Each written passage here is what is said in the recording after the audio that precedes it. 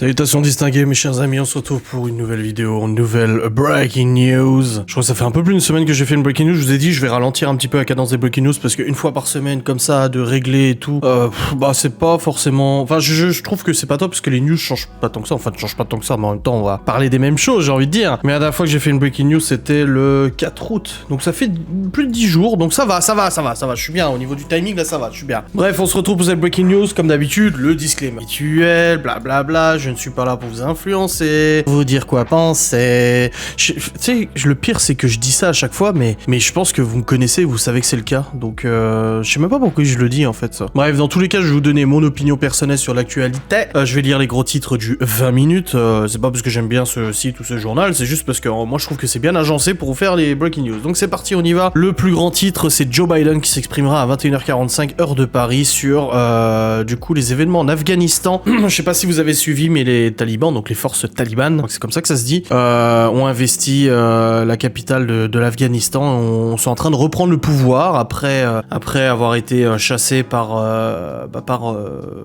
Bush, tout simplement, après les attentats du 11 septembre. Il a déclaré la guerre du coup aux talibans en Afghanistan et tout ça, pour faire mettre du coup un régime démocratique, tout ça. Enfin bref, tu connais, hein, les États-Unis qui balancent la démocratie par les bombes et tout ça. Du coup, là, vu que les troupes ont été retirées quasi intégralement, je crois, ont été retirées d'Afghanistan, les troupes américaines, les talibans en ont profité pour réinvestir du coup les lieux et puis se reprendre le pouvoir, se réinstaller dans la capitale et puis dans toutes les institutions gouvernementales, etc. Donc il y a Macron qui va s'exprimer ce soir à 20h. Je sais pas pourquoi, Macron s'en mêle, mais actuellement tout en œuvre pour assurer la sécurité des Français, oui, parce qu'il y a des Français qui travaillent en Afghanistan, etc. Ils sont en train d'évacuer tout le monde et tout, donc apparemment Macron s'exprime à 20h ce soir. Bref, je sais même pas pourquoi il s'exprime en soi, aucune idée. Bref, on verra bien. Mais concernant tout ça, les talibans, Afghanistan et tout, c'est compliqué c'est compliqué de donner son avis sur Internet. C'est compliqué de donner son avis sur Internet. Mais t'avis que, pour moi, je suis pas convaincu de la pertinence de l'ingérence des pays occidentaux dans les politiques orientales ou asiatiques avec la Corée, Indochine, tout ce qui s'est passé. Je suis pas super convaincu que des pays comme les États-Unis, la France, l'Allemagne, l'Angleterre, etc. soient dans leur bon droit ou fassent quelque chose de bien en faisant de l'ingérence comme ça et en retournant des pouvoirs, en attaquant, en donnant des armes ou des moyens logistiques aux forces opposantes, etc. Tu vois, c'est comme pour la Syrie. Il y avait l'État islamique, c'est très particulier, mais dans tous les cas, c'était une situation qui était un peu tendue entre la Russie qui soutenait du coup Bachar al-Assad et les États-Unis, la France et tout ça qui soutenaient en gros le régime d'opposition syrien, mais qui était gangréné par l'État islamique. En gros, voilà, moi je fais pas de la géopolitique, je suis pas spécialiste en géopolitique, quoi que ce soit, donc j'ai pas la prétention de pouvoir donner un avis clair et juste. De toute façon, je vous ai dit, vous êtes pas là pour me croire, vous êtes pas là pour écouter mes paroles comme si c'était des paroles saintes ou quoi que ce soit. Mais dans tous les cas, moi, dans mon opinion, c'est que je suis pas sûr que l'ingérence de nos pays soit vraiment une bonne chose. Je suis pas convaincu que ça soit une très bonne chose. Si tu cherches un peu, tu regardes pas mal de reportages, de vrais reportages, pas ce que BF Merde te diffuse, etc. Des fois, tu te dis, c'est peut-être...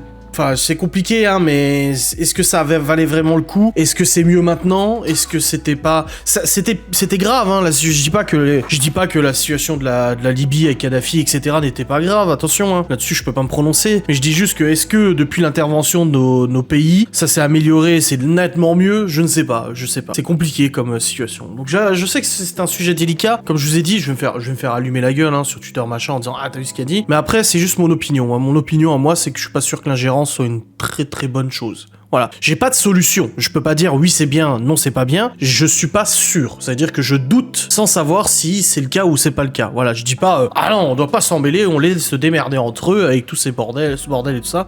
Je suis pas sûr. Voilà, pas convaincu. Le coût de la rentrée scolaire en hausse pour les étudiants en 2021 selon la FAGE, plus 1,32%. Oui, c'est pas étonnant, de toute façon, il y a tout qui augmente. Il y a tout qui augmente et il y a tout qui baisse au niveau des revenus, des salaires, etc. Donc voilà, putain, il y a une mouche qui me casse les couilles, là. Dégage.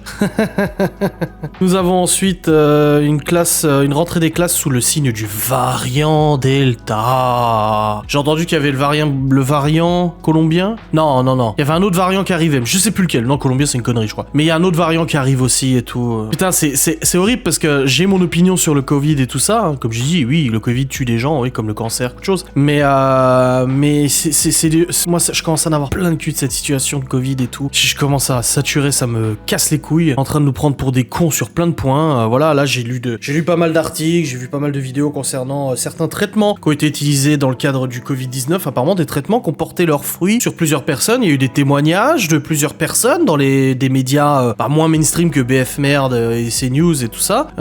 Mais du coup, ouais, c'est vrai que apparemment, il y a des traitements qui peuvent être trouvés qui pourraient éviter une vaccination mondiale, sachant que la vaccination, visiblement, ne protège pas à 100% et n'empêche pas de le contaminer les autres. Et enfin, moi, je suis...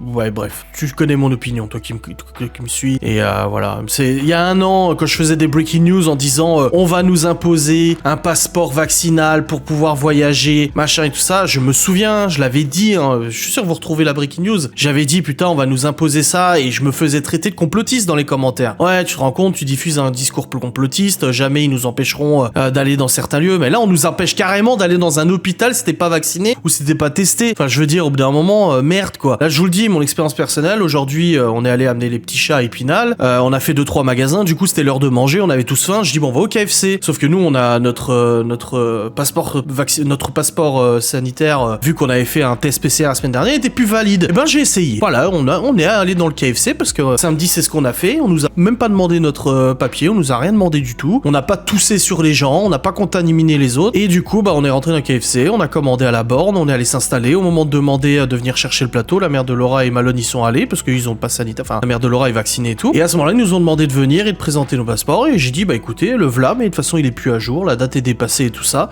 Bon bah on vous emballe tout et tout, on a dit on peut pas manger sur la terrasse, il y a personne, le resto était absolument vide, il y avait personne. On a dit on peut pas manger sur la terrasse même s'il fait pas très chaud et tout. Ah non on pouvait pas. Alors qu'est-ce qu'on a fait? Bon on a mangé à 1 mètre de la terrasse, par terre sur le trottoir, comme des cons comme ça, et les gens passaient en disant c'est scandaleux qu'on vous empêche et tout. Je dis ah oui bah oui, mais au lieu d'ouvrir votre gueule, bah venez manifester en fait. Voilà, c'est comme ça. Donc j'ai dit à la nana, on n'a pas pris la tête au manager du KFC parce qu'il y est pour rien, lui il applique seulement les règles, tu vois. Donc on lui a pas pris la tête, on l'a pas insulté, on lui a pas mis des gifs ou quoi que ce soit. On a dit oui bah écoutez c'est comme ça, on le sait que c'est pas de votre faute, hein, que vous appliquez seulement les règles, voilà. Mais j'ai dit à nana, mais on se sent quand même vachement humilié, hein. On en parlait avec la mère de Laura, pourtant elle a son vaccin, elle est vaccinée, mais elle est pas pour le pass sanitaire. Et elle disait on a l'impression d'être traités comme des voleurs, quoi. On nous fout dehors, comme si on était traités comme des voleurs. Et c'est qu'un resto, hein, c'est que le KFC, hein, que sur TikTok ou même les réseaux sociaux, il y a des dizaines de témoignages, des centaines de témoignages de gens qui pleurent devant les hôpitaux, qui pleurent devant des cliniques parce qu'ils n'ont pas de vaccin ou ils n'ont pas de test PCR, ils ne peuvent pas rendre visite à leurs proches qui a eu un accident, ils ne peuvent pas rendre visite à leurs proches qui a eu un grave problème de santé, et machin, parce que je veux dire, ça arrive un dimanche, tu fais comment? C'est ça le truc. Ouais, tu vas dire oui, mais tu peux faire des tests à l'hôpital et tout.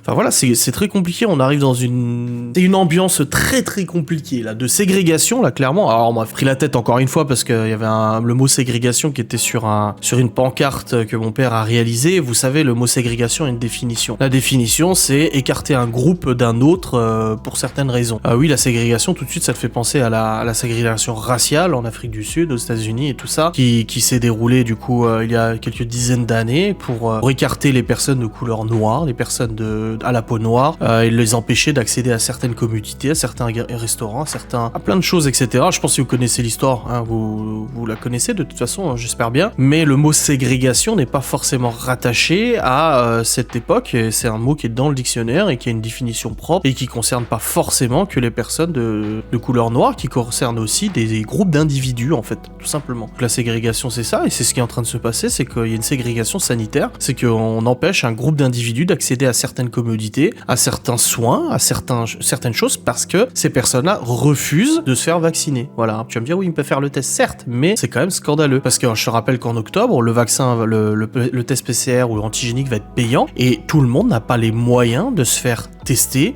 toutes les 72 heures. Tout le monde n'a pas les moyens de le faire. Alors pour l'instant c'est gratuit, donc oui on peut dire on le fait tous les 3 jours et c'est réglé, mais en octobre les gens qui sont déjà dans la galère, qui sont déjà découverts en début de mois, qui sont RSA, qui galèrent, qui arrivent même pas à s'acheter à bouffer correctement, etc. Mais ces gens-là qui ont le droit, ils ont le droit ultime, ils ont quand même le droit de faire ce qu'ils veulent de leur corps, ils ont le droit de refuser d'être vaccinés. Ces gens-là ne pourront plus accéder à ça parce qu'ils n'auront pas les moyens de sortir un test PCR, tu vois. Moi je te dis ça va être va être un gros bordel. Les arrêts maladie vont pleuvoir, les dépressions vont pleuvoir, les burn-out vont pleuvoir, etc. Ça va être un vrai bordel. Déjà là, les restaurateurs, etc. commencent déjà à souffrir. Les restaurateurs, les bars, les parcs d'attractions, les trucs. Moi, je demande à chaque fois. À chaque fois que je me rends dans un lieu, je leur demande comment ça se passe avec le pass sanitaire, est-ce que vous y arrivez et tout. 100% des gens à qui j'ai demandé ont dit c'est dur, c'est dur. Même le resto où on va souvent, le resto italien qui est blindé tous les soirs, la dernière fois, il leur restait, elle m'a dit, ils ont 30-40% de baisse de fréquentation. Alors eux, ils y arrivent à tenir, tant mieux. Mais il y en a des plus petits restos, des restos beaucoup plus, avec beaucoup moins de couverts, de tables, etc. Ils vont couler. Le resto de Geoffrey, c'est ce qui est en train de se passer. Il m'a dit ce week-end 10 couverts. Parce que les gens,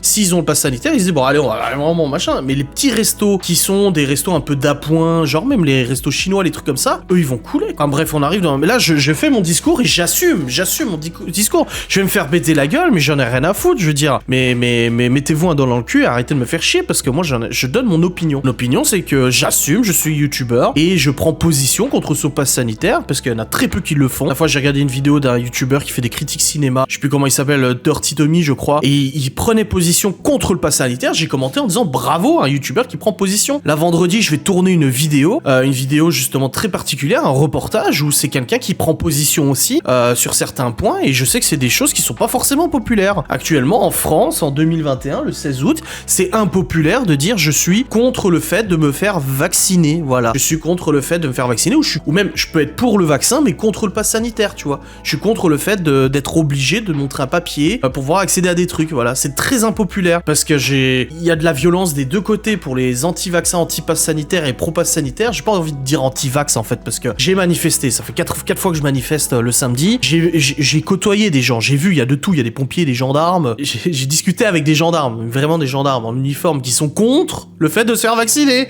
et qui sont contre le pass sanitaire, tu vois. Donc, mais j'ai discuté avec plein de gens. Il y en a qui sont vaccinés. Il y a des gens dans les manifs, ils sont ouais, moi j'ai mes 2 doses, j'ai mon pass sanitaire, mais je trouve ça dégueulasse. Parce qu'ils pensent à leurs enfants, ils pensent à leurs proches, parce qu'ils ont peut-être des proches qui eux sont contre le fait de se faire vacciner. Du coup, bah tu vois. Donc non, mais ça prend une tournure de malade. Je veux dire, moi, c'est chaud là, c'est très très chaud là, c'est très chaud. Et ce sentiment que j'ai eu aujourd'hui de devoir sortir du KFC avec mes sacs, alors qu'on voulait simplement s'installer, de devoir manger par terre, on aurait pu bouffer dans la voiture, mais on avait pas envie de salir et tout, mais de devoir bouffer à l'extérieur parce qu'on n'est pas accepté, parce que machin, alors que, je veux dire, quelqu'un qui est vacciné peut aussi être porteur du Covid et le transmettre et tout ça, oui, à moindre mesure, oui, bref, on n'en sait rien. En gros, c'est ça le problème, c'est ce que j'ai dit à quelqu'un qui m'a... Putain, cette breaking news commence à partir en postulat sur le pass, mais j'assume ma position. Voilà, je sais qu'il y a des gens qui m'apprécient, qui regardent mes vidéos tous les jours et qui sont pas d'accord avec moi, et je le respecte tout à fait, donc respectez le fait que moi je sois pas d'accord avec vous. Je respecte tout à fait. Moi j'ai des gens qui m'écrivent en me disant moi je suis pas contre le pass sanitaire, moi je trouve que c'est une bonne chose et tout ça, et je dis bah c'est ton opinion, je le respecte. Voilà, c'est tout, et pas besoin d'insulter en fait, tu vois, pas besoin de me prendre la tête. Mais ouais, non, c'est très compliqué. Le fait de sortir tout à l'heure, bah ça fait bizarre quand même, hein. Ça fait un peu bizarre. Voilà, je trouve ça chaud bouillant quand même, hein. Chaud patate. Mais bon, après c'est comme ça, qu'est-ce que vous voulez. Je sais plus ce que je voulais dire, j'étais parti sur une autre chose, mais en fait ça sert à rien. je crois que j'en ai déjà dit assez pour m'en prendre plein la gueule. J'ai pas de problème avec ça.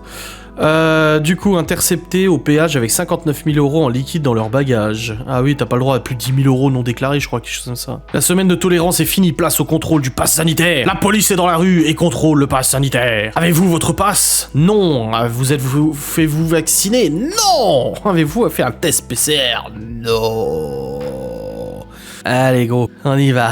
Un couple et un enfant retrouvés morts à Nogent-sur-Marne, c'est très joyeux. Gendarmes s'inquiètent des vols de pots d'échappement. Des vols de pots d'échappement, on va arrêter sur cette news, mais des vols de pots d'échappement, sérieux. Pour dérober les convertisseurs catalytiques. Tu peux pas dire le pot catalytique, en fait ça va plus vite, tu sais. Les pots d'échappement volants n'ont qu'à se glisser sous le véhicule et à scier le pot catalytique. Leur intérêt est récupérer quelques grammes de palladium, de rhodium et de platine, des métaux rares utilisés dans la conception des convertisseurs catalytiques. Pour limiter le vol, les gendarmes conseillent de stationner son véhicule dans un garage ou à défaut dans un lieu bien éclairé. Une voiture isolée dans un lieu sombre, il est plus facile pour un voleur de ramper dessous et de scier le convertisseur. Bon, pas de mentir, hein, si tu peux me mettre un tube Afrique au lieu à la place des 2 catalyseurs du Q7, moi ça m'arrange. Le Q7 a 2 katas. Il a deux katas de filtre à particules. Si tu peux me scier le kata, me mettre un tube à la place, moi ça me va. Non, je rigole, non, je plaisante. Ne dégradez pas mon auto, s'il vous plaît, tout va bien. Bref, j'espère que cette breaking news vous a plu. Je suis désolé pour cette prise de position un petit peu assumée, hein, voilà. Mais comme je vous dis, je respecte. Ah oui, c'est ça que je voulais vous dire tout à l'heure. Il y a quelqu'un qui m'a commenté en me disant je ne comprends pas comment tu peux refuser de te faire vacciner, machin, blabla, avec tout le discours, vaccination et tout ça.